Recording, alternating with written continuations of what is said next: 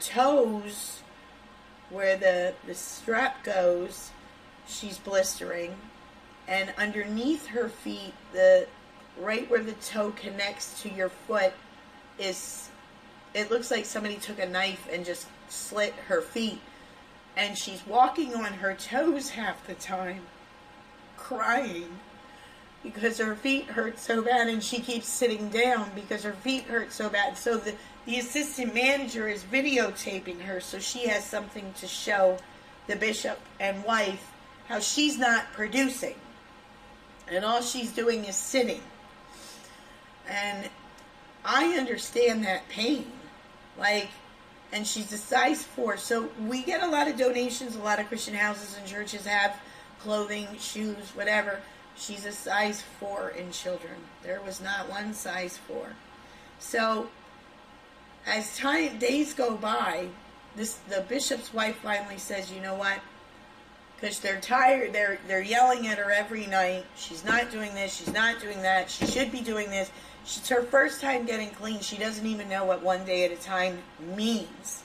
So, and then you have all these Indians trying to be chiefs. And the assistant manager telling me to take money for water. The house manager, she was a very humble spirit, a very quiet spirit. So she was unpredictable. You really didn't know where to go with her. But she had 10 months clean. 10 months clean and running a program. I really don't think, I've never ran a program. I don't have the credentials to say who should run a program and how much clean time you have, but I don't think that's sufficient. You don't have all the answers. You just got clean. You just came out of jail sometime soon. I think that for me, a program should have a substantial amount of recovery time, or you should have a spiritual based background. You should, and she really knew the word. I'll give her that. I used to love hearing her, but I've never seen anybody read the word. So she must be studying somewhere, or did study while she was in jail to have that knowledge. So, but like I said, I've never seen her read. So back to my flip-flop girl. So her name is Amanda, and Amanda, finally, the sister, we call the bishop's wife's sister, or Lady J. So she said, all right, I'm going to go get you a pair of shoes. Let's try to make this work. So she drives away, and I want to cry thinking, after they made her suffer for days, and she's walking on her toes, and you can see the chunks out of the heels of her feet. And it's so sad that the bishop's wife comes back with another pair of flip-flops. And she paid $10 for the flip-flops. She let her know that, and also told her it will be going on your books. And so while you're out there working, you better hope you get $10 to pay back for those. And yet another pair of flip-flops. I thought she was going to go to Walmart or Payless or something. Just get her a Skippy of some sort, a slide. Anything is better than a flip-flop. I'm telling you, a flip-flop, a constant, going from an addiction of 4 years to Suboxone in flip-flops, you know, even not saying she was in flip-flops for 4 years. I'm just saying it doesn't take much time when you're running in your addiction in flip-flops that tear up your skin. You get blisters between the toe, you know, where your toe goes, and then that'll just open the blister, and then there's just more whatever. Anyway, so she buys her another pair of flip-flops, but she actually, I guess because they were new, so they felt a little bit better. She could produce a little bit more, and finally she couldn't do those flip-flops anymore. So she decides to wear, she's wearing slippers in the street because she has no sneakers and flip-flops don't work. So they have her out there, and at one occasion it was pouring down rain and she's in slippers. She said because she can't work. So she needed something on her feet, and being from Baltimore, not knowing anything about life or life on life's terms for that matter, and being 26 years old with 2 children and feet problems, she's wearing slippers, but they don't care. They still don't get her shoes. They, because now she's starting to produce a little bit more. So, she's sitting, and they left her in the rain with these, well, if it pours, we went into the truck, and as soon as it stops, you're right back out again. So, but while she was walking from the destination, because we're in Philadelphia's intersections are really large in certain areas, so we're on all the corners, and there could be a corner here, and it goes this. So there's two on each, and usually they have a man with you because, being a woman, somebody could steal your jar. Oh, thanks. But can I get a bottle of water? Can I get some sunscreen? Because, and she had sun poisoning so bad, it was right here. It looked like somebody stuck, maybe the size of a golf ball size, and it was so red and scabbed up. She was in so much pain. She was always touching it, and I used to always yell to her, "Stop touching it. You're going to make it worse." Not that I was making her situation any easier, but she was looking for some relief from her feet, the sun poison.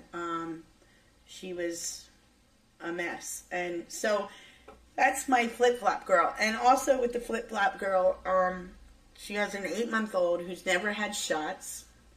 I seen one girl, well, while we're at work, she has to leave her children to a 17-year-old, a 22-year-old who's pregnant, almost due, with another 4-year-old. So she has to leave her children there, and she cries all day long at work because they're disciplining her kids. And even when she's in the house, they discipline her kids by popping them in the mouth, throwing them in the corner, put your nose on the wall, stand up straight, don't lean. Or they could actually have gotten the baby to sleep and she's playing too loudly, so they'll put her in the other room and say, "Time out." And they forget about her. They leave her out there. And she's just a bubbly, beautiful little girl. And it's sad. And so no wick, no formula, no shots, no medical, and certain, like, I think there was 1 or 2 girls that actually did get to go to welfare, and she kept saying to me, "Christina, I don't understand. Why do they get to go to welfare? I need to go to welfare to get my medication, to get my Medicaid or medical card, and I need to get WIC. My baby has no milk." The baby had no milk. And the one day, we were actually going to work, and it was 8 o'clock or a little after 8 in the morning, and we're all getting together because the guy's house would meet us at our house, and then we break up the teams, and we would go to whoever go where. And she said to the bishop's wife, "There's no milk. The baby has no milk," because they won't buy formula. They bought 2 gallons of whole D milk. Now, mind you, there's Isaiah, Elena, Aurora, Sophia. I'm missing one. I swear I keep missing a kid. I could be right. I think it's 4 children in the house. So 4 children, 2 gallons of milk. That's probably about a day and a half's worth of milk, because they drink milk, cereal, snacks with milk, and then you got a baby. They don't give her formula. They're giving her whole milk. And rather than just take her to WIC to go get formula, there's your milk, there's your cheese, there's your whatever she needs for the baby, cereal for the kids, whatever. But once you do go to welfare and you get food stamps, the pregnant girl, so that's my flip-flop girl. So then there's a pregnant girl. She has a 4-year-old, and she's due, I think, in August. She gets $300 and some in food stamps. Nobody gets, so when you do eventually make it to welfare, and you do get a medical and a food stamp card, you hold nothing. And you don't get to say what's purchased in the store. And then, oh yeah, I've never seen a shopping trip, so I don't know. But oh, the flip flop girl, she let the bishop's wife know that there was no milk in the house at 8:30 in the morning. Mind you, we had to do an 11-hour shift on the street. She said, oh, and left that baby with no milk. So anyway, back to the other girl. She was one of the babysitters. She can't work. They don't put her on the street because she's pregnant. So, and the 17-year-old, she doesn't have to work because her aunt and uncle paid the $100 a week rent. So while you're in the street making this money, you're told that it's to help pay your $100 rent. But when you turn in your jar, you never even know where you are. They don't even tell you how much you made or whatever. And then my first day out, I did so well. There's supposedly 3 guys I was told about in the men's house that nobody can beat. Okay, there's competition, it sounds like to me. This is about who's making the most. So they said they were going to call the manager of my house to let me know, because it looks really close, that I might have actually beaten him. So I was up all night thinking, oh, I did good. You know, maybe, you know, I'm starting to put all this stuff together. Like,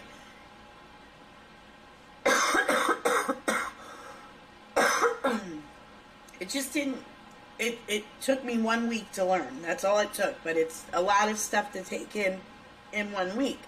So that the girl who gets $300 and some that's pregnant of food stamps has to relinquish the card to the bishop's wife.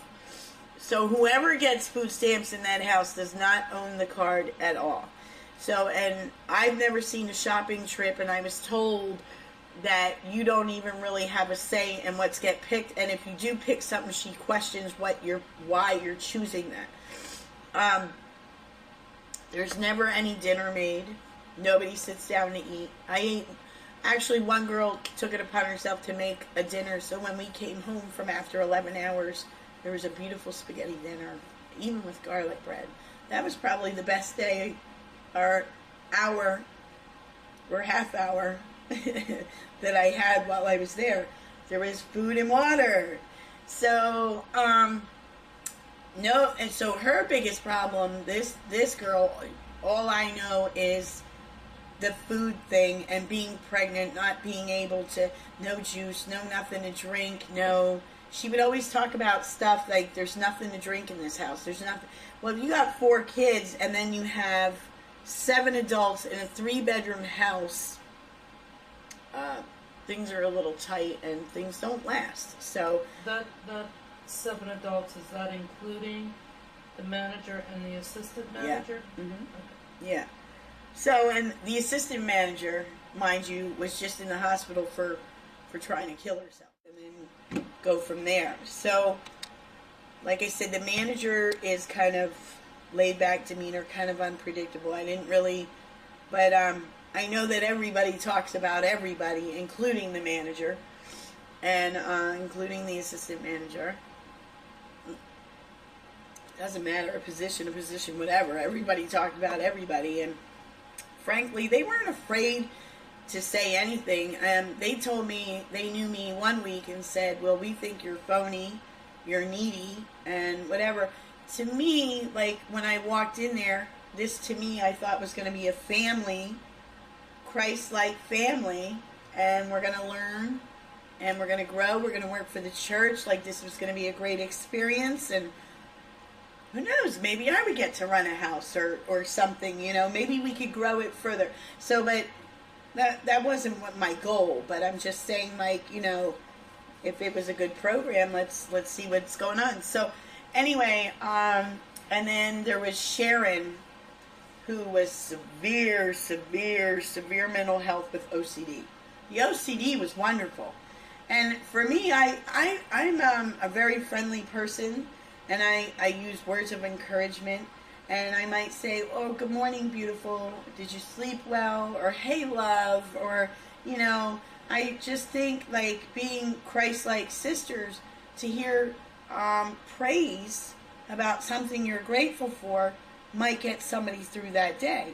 Not saying that was my job, but, you know, people with all these different whatnots in their life may have never had or heard something like that. And reading the Word and learning the Word, you love everybody, you know. And I don't know how anybody could make an accusation like that, not even knowing me, you know. So that was really hurtful. But so Sharon she'll tell you she knows J-Lo, Mark Anthony, they're her cousins, somebody's a cousin, and so here's your entertainment. We all can just kind of giggle and accept her for who she is because we understand her world is very real. But now, not everybody did in the house. I did because I've dealt with special needs, not because choice, but I've lived with special needs in the prisons and whatnot. And I've learned that it's very sad. So, you know, because their world is so real that people are just really mean. So, and they talked about her, you know, but she was either just that crazy or and strong at the same time that she didn't pay nobody no mind. You wake up and to come down for coffee, and the whole house smells like bleach. Like, she would go nuts. Like, she was the only one that cleaned, and I used to say, you know what, Miss Sharon, I thank you for all this cleaning that you do. What would we do without you? Because nobody cleaned the house. Nobody cleaned the house. There was no cleaning. It was dusty. It was dirty. Bags of donations all over the place. People's got other stuff of theirs here, lotion, blow dryer, curling irons. Like, it was a woman's house, that's for sure. You know what I mean? So there was miscellaneous just stuff all over the place. Like, this could be your area, this would be her area. Not per se as it was just really messy. It was just a lot of stuff in different spots where I guess people thought it was spots for their stuff. So I don't know. So, but anyway, so that was Sharon. And then I read a lot. I tried to stay to myself, but I was also trying to listen. And, you know, I was trying not to be a chief with all these Indians. So I was trying to do stuff to show examples without saying anything, without hurting anybody, without an argument, without, you know, because I thought, well, maybe these just certain walks of life don't get it, you know what I mean? But there's no complete structure, because all you're doing, and you can't even do anything to better yourself because you're going to solicit for money. You can't even get started, which I would think you would get welfare, your medical, your mental health, make sure that's straightened out. If you have children, they have their WIC, they have their welfare. Whatever it is that would start a base foundation to keep them stable and healthy and not normal, you know. So, because for me, I'll never be normal. I'll just continue to be healthy. So, but, so anyway, it's non-stop. You know, and that's it's all about the church, all about the pocket, and supposedly paying your rent, and that's why you're out there 11 hours a day, you know, but it's, and they don't even tell you if you've made your rent that week, and then, you know, supposedly you're allowed to make, if you make that $100 that week, then you get $5 an hour. So whatever's extra, you're allowed $5 an hour in your pocket. Mind you, no water, no sunscreen. I had sun poison. I don't know if you could see it on camera, but the scabs are coming off on my nose. I had sun poison from here to here. My church lady took a phone call, but like I actually have, you can see the shape of the redness still, if you would look close enough, how the bubbles were just bubbled up on my arms.